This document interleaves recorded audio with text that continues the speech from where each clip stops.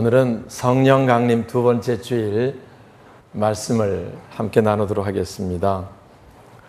우리가 이 땅에 살면서 하나님을 알고 그 하나님을 믿게 되고 하나님 자녀가 되었다고 하는 사실, 이건 참으로 귀한 일입니다. 만약에 우리가 이 땅에 살면서 뭘 열심히 살긴 살았는데 하나님을 알지 못했다고 하면, 하나님을 모르고 살다가 생을 마쳤다고 하면 이보다 더 불행한 일은 없을 것입니다. 그래서 우리 예수 믿는 건 무엇보다 귀하고 가장 아름다운 길입니다. 그런데 사실 우리가 믿는다 그러지만 예수 믿는 게 이렇게 귀한 일이다 이렇게 생각하고 믿는 사람 그렇게 많지 않습니다. 왜 그러냐면은 하나님을 잘 모르기 때문이죠. 하나님 믿는다는 게 얼마나 귀한 일인가를 잘 마음에 느끼지 못하고 그리고 살기 때문에 이제 늘 그렇게 되는 겁니다. 우리가 하나님 믿는 게 얼마나 귀하고 하나님이 누구신가를 바로 알고 믿으면 하나님께도 우리 자세가 달라지고요, 우리 신앙의 놀라운 역사를 보게 될 줄 믿습니다. 우리가 아는 대로 예수님 하나님의 아들이십니다. 할렐루야. 그리스도로 메시아로 이 땅에 오셨습니다. 그런데 그 당시 그 예수를 하나님의 아들로 알아본 사람들이 없었습니다. 서기관들 공부를 많이 했어도 예수를 선지자 중에 하나로 알았지 하나님의 아들로 알지 못했어요. 바리새인도 하나님께 열심히 한다고 그러고 메시아를 기다렸는데 메시아가 와도 메시아로 알아보지 못하는 거예요. 우리가 아는 예수님 제자들도요, 예수가 능력 있는 분, 대단한 분이라고 생각했지만 그분이 하나님의 아들, 곧 하나님이라고 알지는 못했던 거지요. 그래서 그 당시 서기관들, 바리새인들이, 제사장들이 예수님 십자가에 죽이는데 앞장을 섰고요. 가끔 얘기합니다. 만약에 그 당시 예수님이 하나님의 아들이심 알으면 십자가 죽이라고 소리 지를 사람이 있었겠어요? 없겠어요? 예? 만약에 우리가 예수가 하나님의 아들임 죽이라고 감히 말할 수 있겠어요? 상상도 못하는 거지요. 그런데 왜 그런 문제가 생깁니까? 하나님의 아들이심을 몰랐기 때문이죠. 제자들도 그 당시 십자가 지시는데요, 다 버리고 도망갑니다. 베드로까지 부인하고요. 만약에 그분이 하나님의 아들, 하나님인 줄 알았으면 도망갔겠어요? 안 갔겠어요? 우리도 도망 안 갈 것 같아. 죽으면 죽을지 그분이 하나님의 아들이신데. 그런데 제자들 다 버리고 도망가는 사건 우리가 봅니다. 그 왜 그러냐? 다 무슨 문제냐? 예수가 하나님의 아들이심을 몰랐기 때문이죠. 실제로 예수님이 하나님의 아들의 사역을 많은 증거로 보여주셔도요, 그 당시 있는 사람이 볼 때만 굉장하다 이 정도지 이분이 하나님의 아들이시다라고 믿지를 못했던 거예요. 실제로 죽은 나사로 살리는 일, 이거 사람이 할 수 없습니다. 그렇잖아요.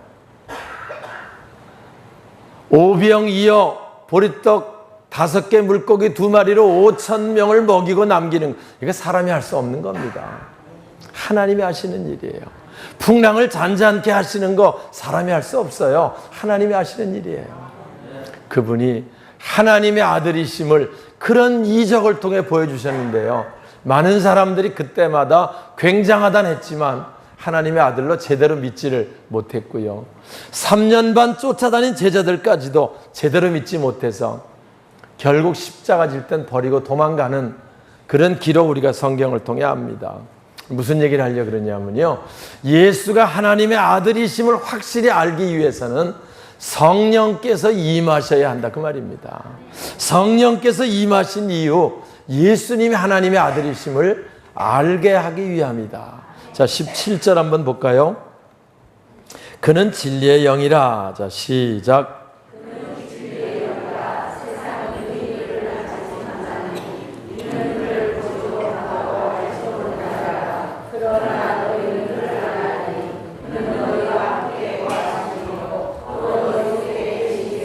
예, 그는 진리의 영. 예수님이 이제 십자가 지시기 전에요, 제자들을 모아놓고 이제 승천하실 때가 거의 됐으니까 성령에 관한 말씀을 안 하실 수 없지요. 그래 제자들 모아놓고 성령을 가르치시는 거예요. 그분은 진리의 영이다. 예수님이 나는 길이요 진리라고 말씀하잖아요. 곧 나의 영이다와 같은 말입니다. 와서 14장 나는 길이요 진리요 생명이라고 말씀하시고 이어서 그는 진리의 영이다. 나의 영이다. 같은 말이 되는 거지요. 그분이 진리의 영인데 내가 또 다른 보혜사를 너희에게 보내서 너희와 함께 하는데 그 성령이 진리의 영이다. 그런데 세상은 그를 알지 못한다. 세상은 그를 알지 못하지요. 성령 우리만 알지요. 세상 사람들은 모릅니다. 제가 늘 얘기해요. 예수님이 누구신지 어떤 분인지 세상 사람들은 압니다. 어떻게 죽은지도 압니다. 그런데 성령님은 세상은 알지 못하는 거지요. 그러나 너희는 알 것이다 라고 말씀하시면서 그분이 오시면 영원토록 너희와 함께 하실 것이다. 16절 그 말씀 읽을까요? 내가 아버지께 구하겠으니 자 16절 시작.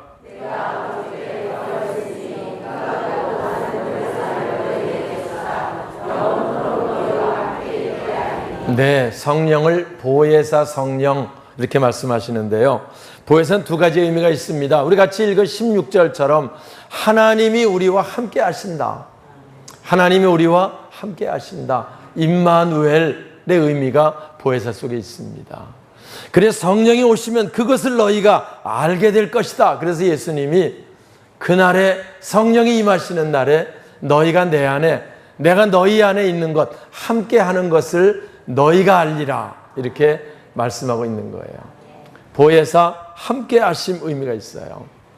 우리가 아는 대로 예수님이 이 땅에 오셨을 때 천사가 증언합니다. 아들을 낳으리니 이름을 임마누엘이라고 하라. 이를 번역한 즉 하나님이 우리와 함께 하심이라. 아기 예수가 말구에 나셨습니다. 이 말구에 나신 이 상태가 무슨 상태라는 거예요? 하나님이 우리와 함께 하신 상태라는 거예요. 그 말씀하시죠.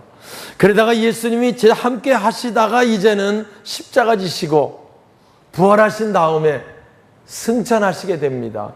그러면 세상 끝날까지 함께 하시겠다는 약속은 어떻게 되는 겁니까? 그 약속은 그럼 틀어지는 겁니까? 아니다. 진리의 영, 그분이 오시면 그분이 함께 하심의 의미, 영원토록 너희와 함께 하실 것이다. 할렐루야. 그래서 예수님 당신 예수님과 함께 하는 것이 임마누엘, 지금은 성령님과 함께 하는 것이 임마누엘. 깨달아지시면 아멘 하세요. 그래서 하나님 우리와 함께 하심, 보혜사라는 의미 속에 들어있는 겁니다. 두 번째 의미가 증언하심, 이런 의미가 있어요. 15장 우리 한 장 넘겨서 26절 볼까요? 15장 26절 내가 아버지께로부터 자 시작.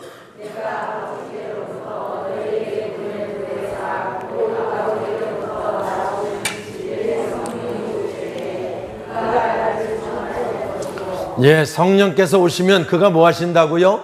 나를 증언하실 것이다. 예수님이 누구신가를 잘 모릅니다. 아까 말씀드린 것처럼 바리새인도 몰랐고 제사장도 누군지 몰랐고 서기관도 물론 몰랐고 제자들까지 잘 알지 못했어요. 그래서 부인하고 죽이라고 소리 지르고 예수 버리고 떠납니다. 이 예수님이 누구신가를 바로 알게 하기 위해서는 성령께서 오셔야 하고요. 성령이 오시면 그가 나를 증언하실 것이다. 할렐루야. 증언하신다는 거예요. 그래서 우리가 세례 받을 때 주는 그리스도시요 살아계신 하나님의 아들이십니다. 이렇게 고백하고 세례를 받습니다. 우리가 그렇게 고백하고 세례를 받았으면 우리가 믿는 그분이 그리스도가 하나님의 아들이라고 생각하면 그분이 우리와 함께 하는데 우리가 뭐 근심이 있겠어요? 걱정이 있겠어요? 무슨 문제가 있겠어요? 좌절 낙심이 있겠어요? 그런데 우리가 살다 보면 그게 잘 안 돼요. 근심이 있어요. 걱정이 있습니다. 염려가 있어요. 그 왜 그럽니까? 고백은 하지만 확실한 체험이 없기 때문에 우리 신앙이 늘 흔들리고 늘 그렇게 되는 거지요. 그러다 성령이 오시면 그분이 하나님의 아들 그리스도이심을 증언하실 것이다. 할렐루야. 곧 예수님이 창조주 하나님이시다. 곧 예수님이 구세주 하나님이시다. 그 예수님이 다시 심판주로 다시 오실 심판주 하나님이시다. 이 사실을 증언하시는 분, 그분이 성령이고요. 성령이 오시면 우리가 그 사실을 확신하게 된다, 그 말입니다. 할렐루야. 한번 생각해 보세요. 목수의 아들입니다. 그런데 이분이 하나님의 아들이시다라고 믿기가 당시 쉬웠겠어요? 어려웠겠어요? 이거 인정하기 어려울 거예요. 능력은 많이 행하니까 굉장한 분이긴 하지만, 굉장한 것까지는 인정하지만 하나님의 아들로 인정하고 하나님이라고 인정한다는 것은 사실 쉬운 문제가 아니거든요.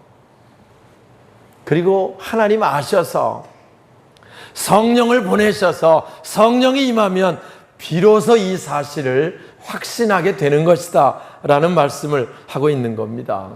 그래서 성령이 임하시면 예수가 그리스도이시고 하나님의 아들이심을 확신하게 되는 줄 믿습니다. 그래서 이 성령과 함께하는 생애를요, 공생애 이렇게 말하는 거예요. 공생애, 공적인 생애, 그 말이죠. 곧 하나님을 사랑하며 늘 하나님 주신 사명을 감당해 가며 사는 생애, 그게 공생애입니다. 다시 말하면 예수가 그리스도이심, 그분이 하나님의 아들이라고 하는 사실을 증거하고 증언하는 삶, 그게 공생애라는 거예요.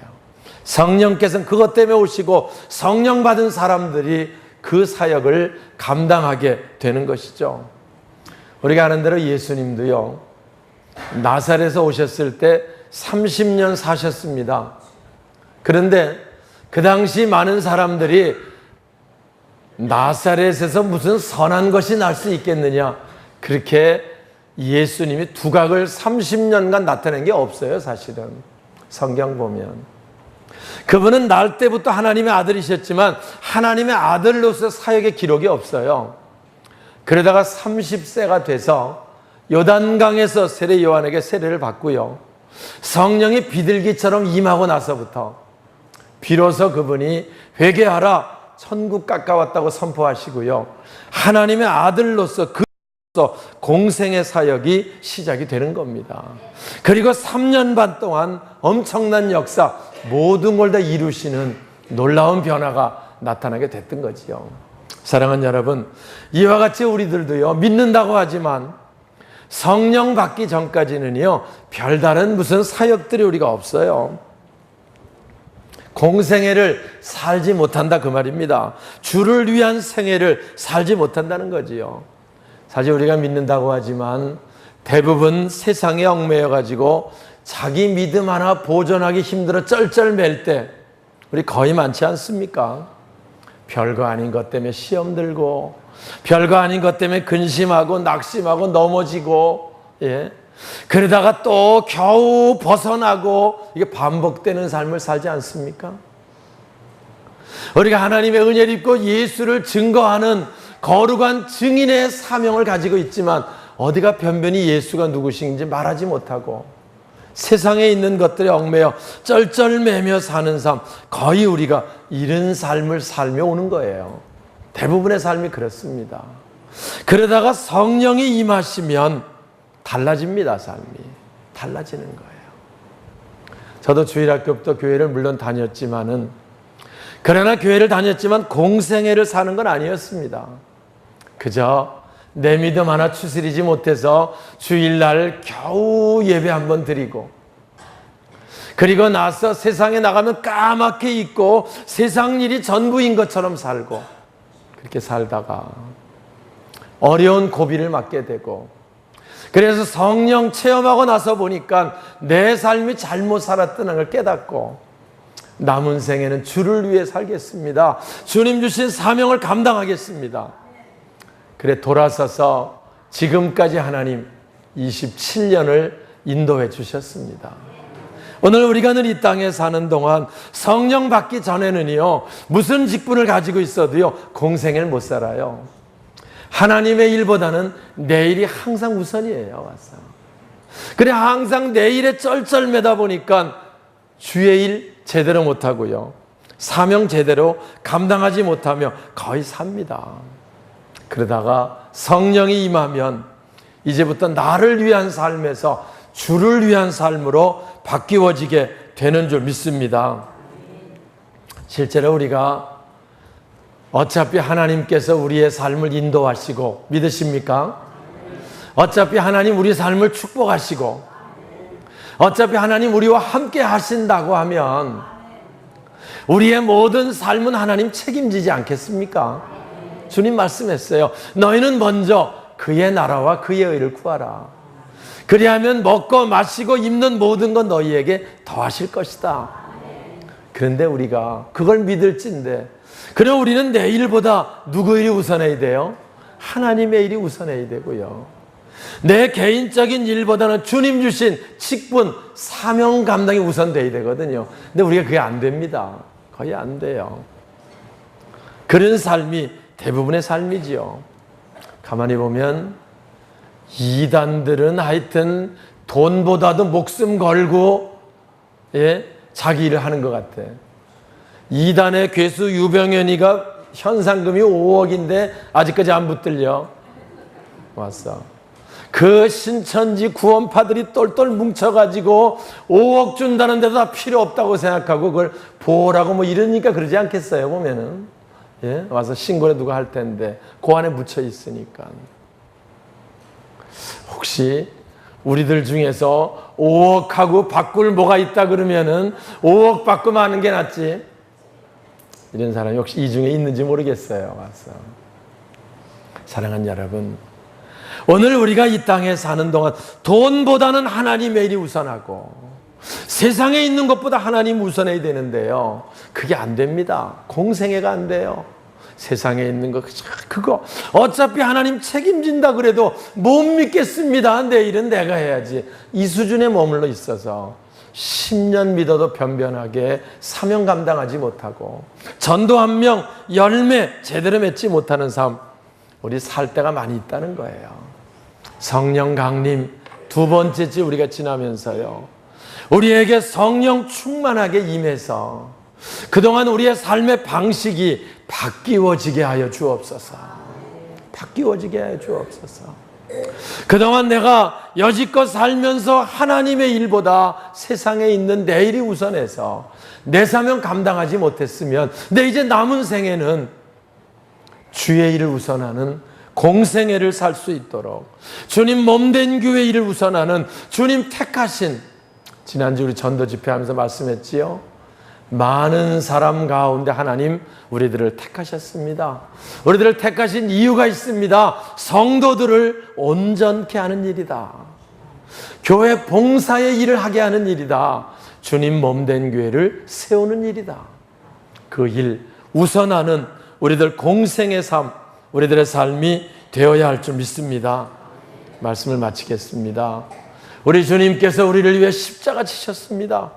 피 흘리셔서 살을 찢으시면서 저와 여러분을 구원해 주셨습니다. 그리고 택해 불러주시고 우리에게 장로로, 권사로, 구역장으로, 안수집사로, 또 집사로, 교사로 사명을 주셨습니다. 이 귀중한 직분 다시 한번 우리들 기억하고, 주님이 나를 위해 십자가 지셨으니 내가 주님을 위해 이제 십자가 지고 주님 따르겠다고 하는 결단, 저와 여러분의 결단이 되시길 주님의 이름으로 축원합니다. 남은 생에 우리가 주의 일 우선으로 성령 충만해서 하나님 주신 사명 감당, 그거 우선으로 살려고 하면 하나님 우리들을 통해 하나님 뜻을 이루어 가실 것이고요, 우리가 그 일을 잘 이룰 수 있도록 우리 길을 세밀하게 인도하셔서 우리의 삶에 물질이 필요한 물질을 더하시고 건강 필요한 건강을 더하시고 우리를 세우는 게 필요하면 우리들을 세워주셔서 하나님의 뜻을 이루어가게 하실 줄 믿습니다. 성령 강림 두 번째 주일 시작합니다. 우리에게 성령 충만해서 우리가 잃은 우리의 삶, 남은 생애가 새롭게 시작될 수 있도록 하나님 더하여 주시옵소서 결단하고 시작하는 우리 모두가 되시길 다시 한번 주의 이름으로 축원합니다.